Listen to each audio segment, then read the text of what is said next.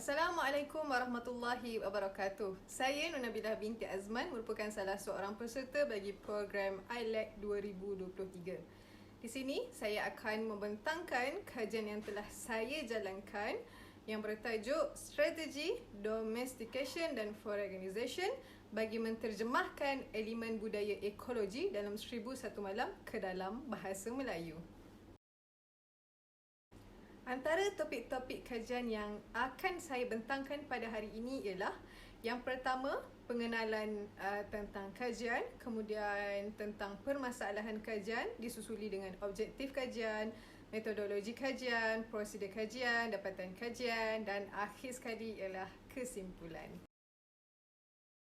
Penterjemahan merupakan salah satu proses atau wadah bagi memindahkan maklumat daripada satu bentuk bahasa kepada satu bentuk bahasa yang lain, atau dalam ilmu terjemahan dipanggil sebagai bahasa sumber kepada bahasa sasaran.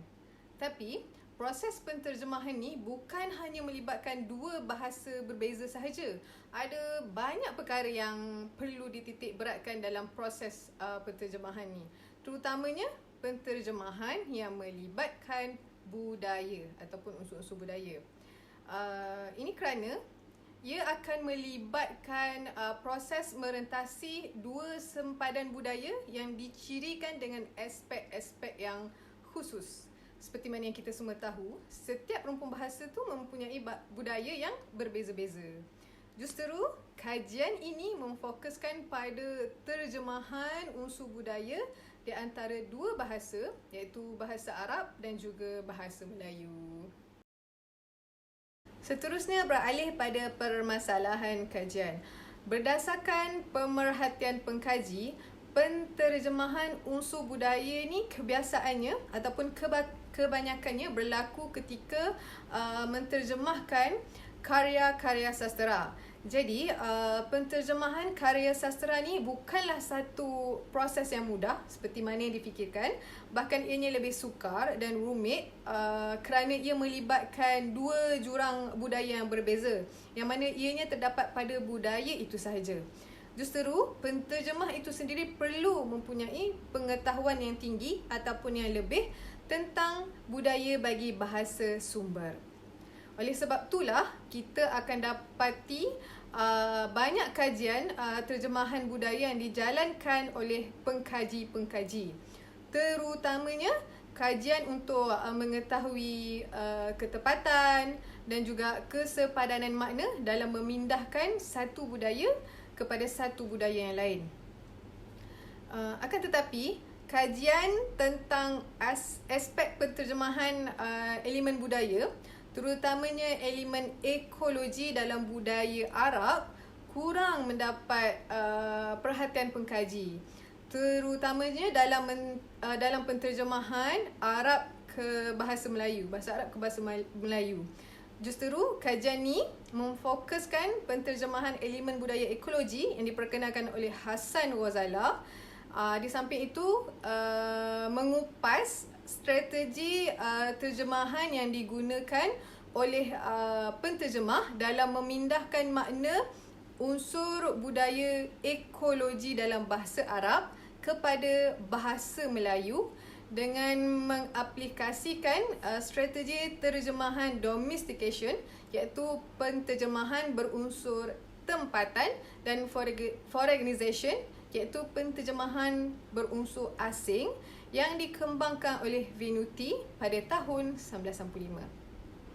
Serta menyelusuri juga teknik terjemahan yang diperkenalkan oleh 3 pelopor dalam disiplin terjemahan, iaitu Vaine, Debeney dan juga Eugene Aida pada tahun 1964. Seterusnya, objektif kajian. Objektif kajian ini ialah untuk mengenal pasti jenis unsur budaya ekologi yang terdapat dalam teks sumber, kemudian untuk menyingkap teknik terjemahan yang diaplikasikan, dan akhir sekali untuk merumuskan strategi yang digunakan dalam memindahkan makna unsur budaya ekologi kepada teks sasar ataupun bahasa sasar. Kajian ini menggunakan dua metodologi.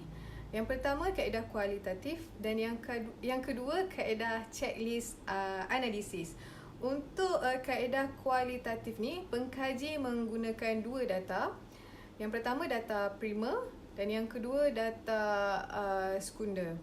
Untuk data primer, pengkaji menggunakan 4 kisah utama dalam novel Alfu Lailah wa Lailah, iaitu yang pertama kisah hikayah Al-Malik Shah Royal wa akhihi Shah Zaman, yang kedua hikayat Tajir Ma'al Ifrit, yang ketiga hikayah As-Sayyad Ma'al Ifrit, yang keempat hikayah Hammal Ma'al Banat.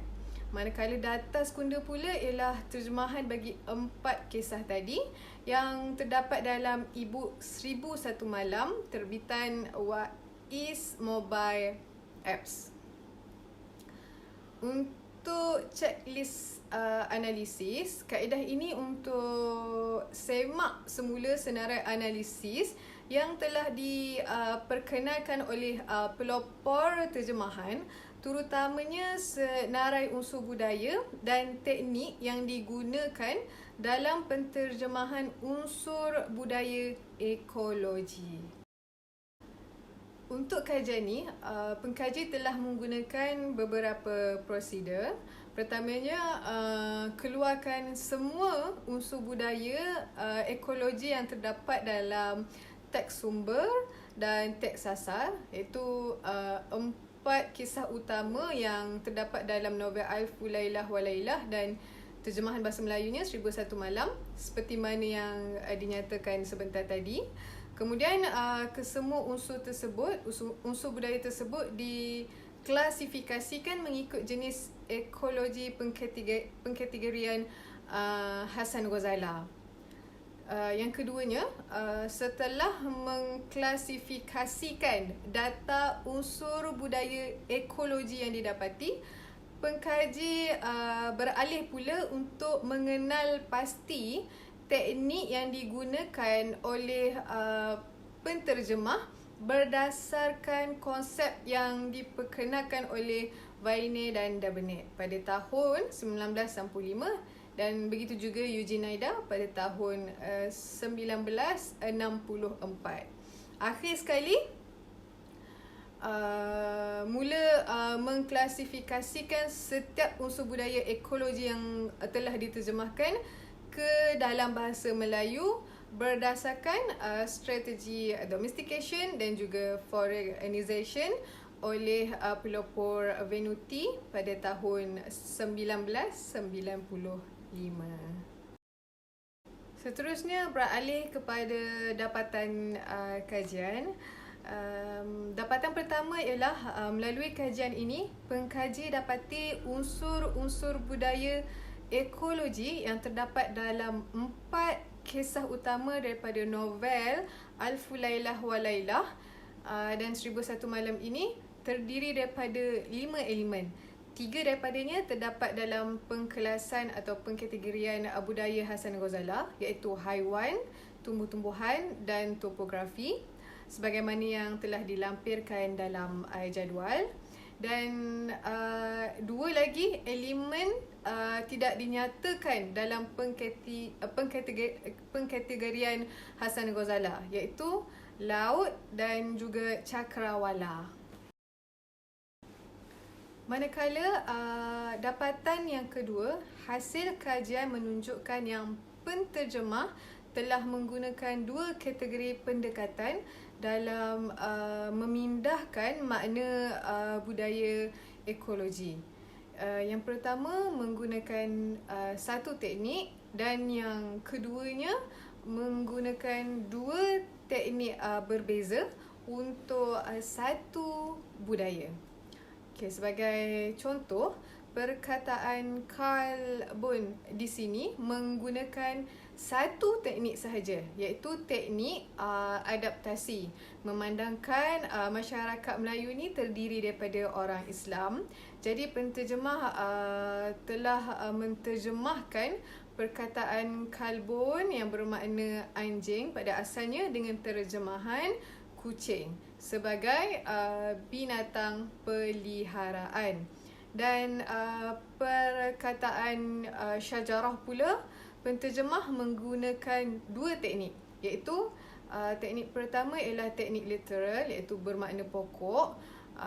Manakala teknik yang kedua ialah teknik penambahan, iaitu penterjemah menambahkan perkataan yang rendang pada perkataan pokok, sesuai dengan keadaan saudagar tu yang sedang berteduh di bawah pokok yang rendang. Dan akhir sekali, dapatan yang ketiga hasil daripada kajian ini, pengkaji mendapati penterjemah lebih cenderung mengaplikasikan strategi terjemahan domestication, iaitu penterjemahan berunsur tempatan pada unsur-unsur budaya ekologi ini bersesuaian dengan budaya masyarakat Melayu.